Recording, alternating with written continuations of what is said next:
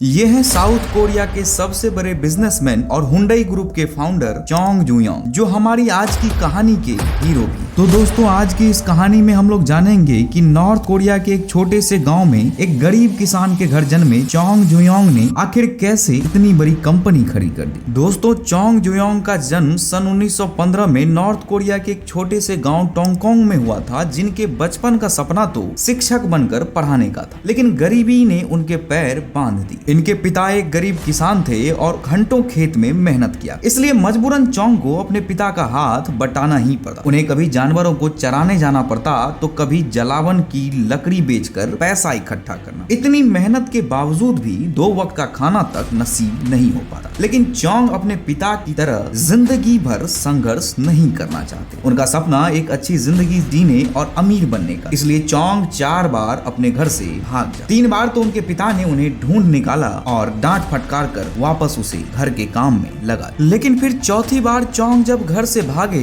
इस बार वो वापस आने के लिए नहीं निकले, जिसका कारण था कि उन्हें बाहर जिंदगी का वो मजा मिल गया था जिसको वो जीना चाहते। चौथी बार घर से भागकर चोंग सीधे सियोल पहुंचे, जो आज के समय में साउथ कोरिया की राजधानी। जहां पहुंचकर कुछ दिनों तक उन्होंने एक लेबर का काम किया और फिर उनको वैक्यूम राइस स्टोर में डिलीवरी बॉय की नौकरी मिली, जिससे अब उनकी जिंदगी में थोड़ा सा परिवर्तन, कम से कम अब उन्हें 2 वक्त का खाना अच्छे से नसीब हो रहा। चोंग काफी मेहनत और ईमानदारी से अपना काम करते। ये देखकर उनके बॉस काफी खुश हुए और 6 महीने के अंदर ही चोंग को स्टोर अकाउंटेंट बना दे। फिर कुछ दिन बाद स्टोर के मालिक ने तबीयत खराब होने के कारण अपने इस राइस स्टोर को चोंग के हाथों बेच दिया। इस वक्त तक चोंग की आयु मात्र 22 वर्ष। उन्होंने अपने राइस स्टोर का नाम बदलकर क्योंगिल राइस स्टोर और लो प्राइस को बेस बनाकर अपना नया कस्टमर बनाया, जिससे आने वाले कुछ सालों तक चोंग ने अच्छा प्रॉफिट अर्न किया। साथ ही शहर के बेस्ट राइस सेलर भी बने। लेकिन फिर भी यहाँ चोंग की किस्मत ने उनका साथ नहीं दिया और जापान की कॉलोनियल गवर्नमेंट ने उनके इस शॉप को बंद करवा दिया, क्योंकि उन दिनों कोरिया में जापान का शासन हुआ करता था। इसलिए चाइना से चल रहे वॉर की वजह से कोरिया में राइस रीसेलिंग सिस्टम लागू कर दिया, जिससे जापान और जापान की आर्मी को चावल सप्लाई किया जा सके। अब चोंग के पास घर वापसी के अलावा दूसरा कोई विकल्प नहीं था, लेकिन इससे उनकी सोच में कोई फर्क नहीं आया। इसलिए 1 साल अपने गांव में ठहरने के बाद भी वापस से सियोल आए और कोई ऐसा बिजनेस शुरू करने का प्लान किया जिसमें जापान की सरकार का कोई इंटरफेयर ना हो। काफी रिसर्च के बाद चोंग ने कार रिपेयरिंग का बिजनेस स्टार्ट किया।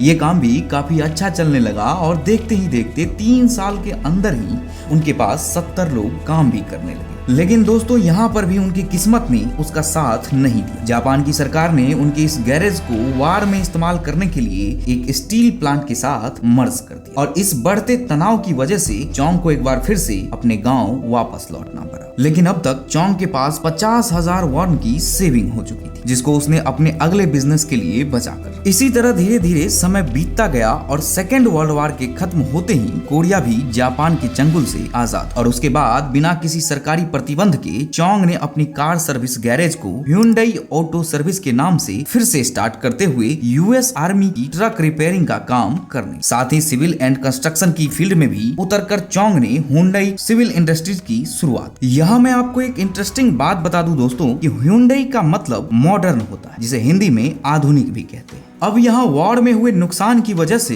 कोरियन गवर्नमेंट को रिकंस्ट्रक्शन के लिए करो या मरो जैसी सोच रखने वाले चोंग जुयोंग जैसे आदमी की जरूरत, जिसके कारण ह्युंडई सिविल इंडस्ट्री को प्रोजेक्ट मिलने लगा। सोयांग डैम, ग्योगबो एक्सप्रेसवे, उल्सांग में दुनिया का सबसे बड़ा शिपयार्ड और कोरी न्यूक्लियर पावर प्लांट जैसे प्रोजेक्ट को ह्युंडई ने सफलतापूर्वक पूरा किया। हालांकि यहाँ सरकार की बेतहाशा मदद के बिना ये काम इतना भी आसान नहीं था। और इसी तरह ह्युंडई साउथ कोरिया की सबसे फास्टेस्ट ग्रोइंग कंपनी बनी। लेकिन अब वक्त हो चुका था बिजनेस को इंटरनेशनल लेवल पर ले जाने का। सऊदी अरब के जुबैल इंडस्ट्रियल हर्बल प्रोजेक्ट से लेकर बहरीन के शिप रिपेयर यार्ड तक ह्युंडई के इंटरनेशनल प्रोजेक्ट का उदाहरण है। लेकिन इतनी डाइवर्सिटी के बाद भी चोंग ने ऑटो सेक्टर में ग्रोथ की पॉसिबिलिटी को हमेशा तलाशा और सन 1960 के दौरान कोरियन गवर्नमेंट की एक नीति ने ह्युंडई के ऑटोमोटिव डिवीजन में एक नई जान डाली। यहाँ कोरियन गवर्नमेंट ने रूल लगा दिया कि साउथ कोरिया में कोई भी कंपनी लोकल कंपनी के पार्टनरशिप के साथ ही काम कर सके। लेकिन यहाँ प्रॉब्लम ये थी कि ह्युंडई के पास कार मैन्युफैक्चरिंग की टेक्नोलॉजी तो थी ही नहीं। इसी वजह से चोंग 1967 के दौरान ह्युंडई मोटर की शुरुआत कर फोर्ड मोटर के साथ साथ पार्टनरशिप में काम करने लगे और उल्सान में 6 महीने के अंदर ही एक लार्ज असेंबली लाइन खरीदा। साथ ही फोर्ड कोर्टिना के तर्ज पर ह्यूंडई कोर्टिना कार को लॉन्च किया गया। लेकिन यहाँ मिस्टेक ये हुआ कि फोर्ड कोर्टिना ब्रिटेन की सड़कों के हिसाब से डिजाइन कार, जो हाल ही में वॉर से उभरे साउथ कोरिया की खराब सड़कों पर टिक नहीं पाई और यह मॉडल फेल हो। लोगों ने तो रिफंड तक का डिमांड कर दिया था और बची खुशी कसर को 1971 में आए एक भयानक बाढ़ ने पूरा कर दिया